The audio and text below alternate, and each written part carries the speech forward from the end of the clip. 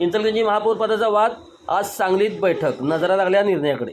इचलकरंजीचा पहिला महापौर होण्याचा मान मिळवण्यासाठी इच्छुकाकडून पक्षश्रेष्ठीकडे सर्व बाजूंनी फिल्डिंग लावण्याचे काम सुरू आहे। आवाडे हायवनकर यांच्यातील गटबाजी संपल्याचे सांगितले जात असले तरी पडद्यामागच्या गटबाजीत रस्सीखेच सुरू असल्याचे चित्र स्पष्ट दिसत आहे। त्यामुळेच महापौर पदाचे अद्याप नाव गुलदस्त्यात आहे। पहिला महापौर कोण होणार याबाबत शहरवासियात ही मोठी उत्सुकता आहे, तर पक्षाकडून कोणाचे नाव जाहीर होणार याबाबत इच्छुकांच्यात धाकधूक वाढली आहे।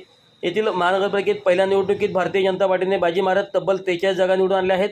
त्यामुळे पहिला महापौर भाजपचाच होणार आहे। महापौर पदाचे ओबीसी आरक्षण पडले असल्याने यासाठी पात्र असलेल्या सर्वच ओबीसी उमेदवाराकडून पहिला महापौर म्हणून आपले नाव इतिहासात कायमस्वरूपी नोंदले जावे यासाठी जोरदार फिल्डिंग सुरू आहे।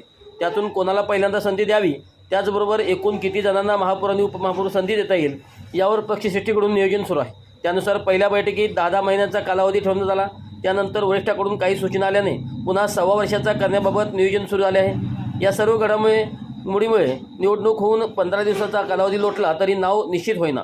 महापौर उपमहापौर नाव निश्चित करण्याची जबाबदारी आमदार राहुल आवाडे, माजी मंत्री प्रकाश आवाडे यांनी भाजपचे प्रदेश उपाध्यक्ष सुरेश हायवनकर यांच्याकडे देण्यात आले आहे।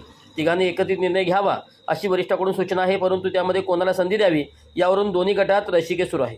मंत्री चंद्रकांत पाटील यांनी भाजपमध्ये आवाडे हायवनकर असे गट राहिले असून फडणवीसांचा एकच गट सर्वत्र असल्याचे सांगितले होते, परंतु पडद्यामागच्या हालचालींना वेग पाहता दोन्ही गटाकडून अंतर्गत रस्सीखेच सुरू असल्याचे चित्र स्पष्ट दिसत आहे।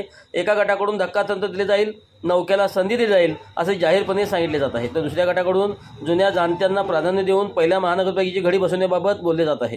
त्यामुळे प्रत्यक्षात यात नेमकी कोणत्या वरिष्ठ नेत्यांची मध्यस्थी होते यावर बऱ्याच घडामोडी अवलंबून आहेत। त्यातून कोणता गट बाजी मारणार याकडेही लक्ष लागले आहे। उमेदवारी देताना ही झाली होती रस्सीखेच। भाजप मंडल अध्यक्ष निवडीवेळी आवाडे हायवनकर गटात रस्सीखेच झाली। त्यानंतर आवाडे गटाला 2, हायवनकर गटाला 1 अध्यक्षपद देण्यात आले। त्यानंतर एका पदाच्या नावावरून पुन्हा वाद उत्पन्न झाला, त्यावर अनेक दिवसांच्या प्रतीक्षेनंतर मार्ग काढण्यात आला। असाच प्रकार महानगरपालिकेच्या उमेदवारी निवडीवेळी झाला। तो वाद मुंबईपर्यंत बैठक घेऊन थोपवण्यात आला। आज महत्त्वपूर्ण बैठकीत मंत्री चंद्रकांत पाटील यांच्यासोबत आमदार राहुल आवाडे, प्रकाश आवाडे, सुरेश हायवनकर यांची सांगली येथे बैठक होणार आहे।